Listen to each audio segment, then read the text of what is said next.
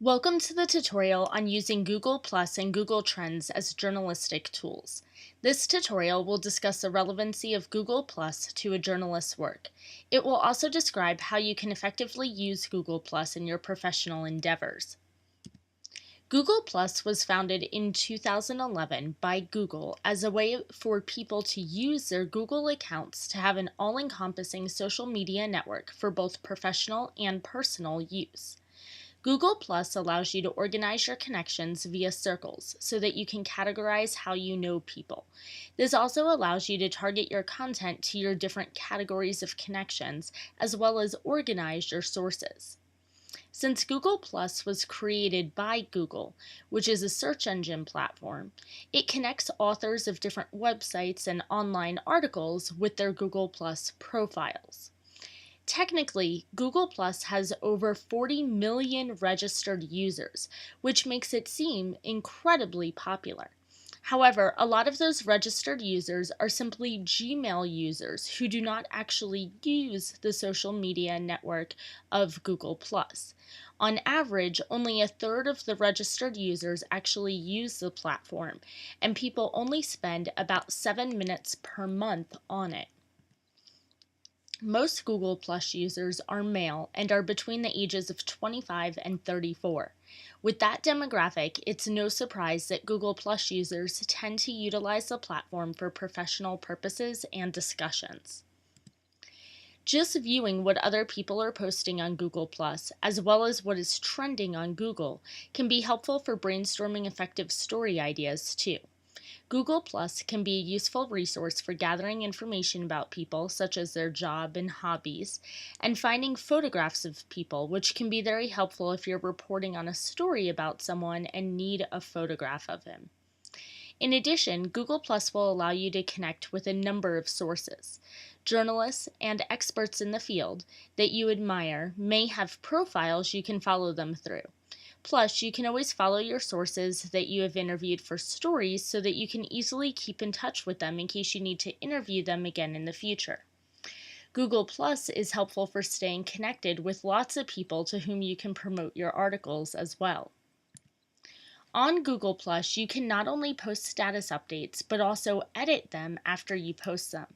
In addition, you can format your posts with italics and bold letters. Plus, you do not have a character limit on your Google Plus posts, so you can write long posts that are like blogs if you want. However, statistics show it's not a good idea to do that. The Google Plus posts that get the most engagement are ones that are only about 60 characters long. Another advantage of Google Plus is that you can sign into your usual Gmail profile and share information from the internet all through one sign-in, without having to sign into any additional websites. People also like the ease of Google Plus, since it allows you to reply to social media messages within Gmail. In addition, it incorporates Google's video messaging service called Google Hangouts for free, which means you can have a video chat session with someone through your Google Plus account. On Google Plus, it's particularly important that you completely fill out your profile with an introduction that explains what you have to offer people so that they know why they should connect with you. Your location should also be included in your profile. Additionally, it's important that you include a professional headshot as your profile picture, since the website tends to be used for professional networking purposes more than social purposes. Another nice thing about Google Plus is that it will allow you to join groups that are focused on different subjects so that you can be connected to a group of people who are knowledgeable about the field you are researching. One really helpful tool Google Plus has is the Google search engine, which can help you search for people who are registered on Google Plus. That will allow you to find your target audience and sources. Google Plus has circles of subjects and people that you can join too. That way you can connect to sources and information related to the topic you're researching. And Google Plus is helpful for engaging in conversations with people as well. Many people use the platform to have in-depth discussions with people in their circles about professional topics, so asking a lot of questions in your Google Plus posts will be important for stimulating those kinds of conversations. On another note, Google Plus will allow you to identify someone specifically by their handle or social media name if you put a plus sign right in front of the individual's name. Hashtags, while used on Google Plus, should be limited and should only appear at the end of your Google Plus posts in order to make the post searchable by subject. The reason for that is Google Plus's ability to be embedded into a website, almost like a blog post. You would not post a blog comment with hashtags throughout the entire blog because that would be too distracting when someone reads through your text.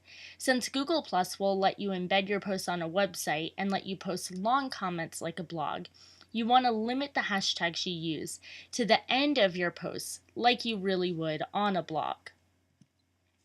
When you post on Google Plus, you will want to post during times when you know your connections are likely to be online. Google Plus is used most between 9 a.m. and 10 a.m. Eastern Standard Time. One thing that a lot of people love about Google Plus is that it does not have any advertisements on it, like many other social media platforms do. However, companies can have their own Google Plus profiles that you can choose to add to your circles if you would like.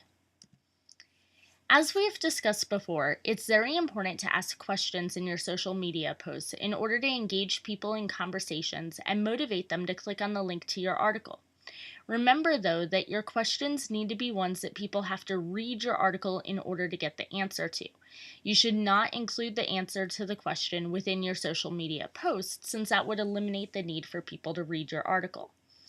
In order to avoid repetition, you can also post high-energy, intriguing, and controversial comments related to your subject matter on your social media profile when you're promoting your articles.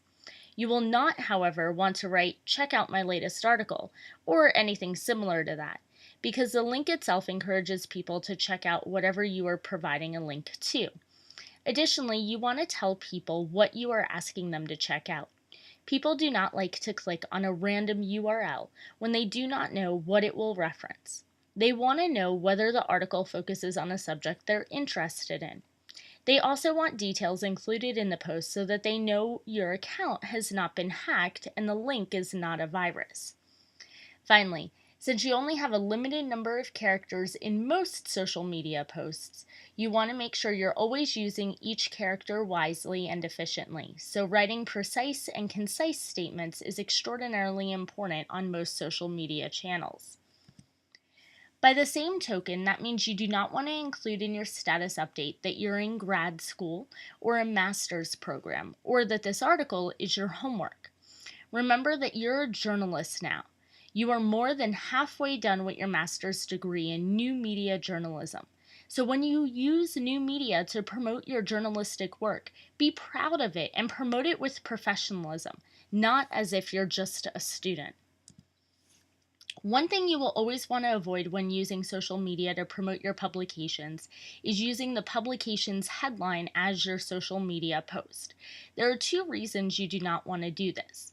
First, you want to avoid repetition so that the people who see your social media post and click on the link to your article are not bored with your writing before they even start reading your article.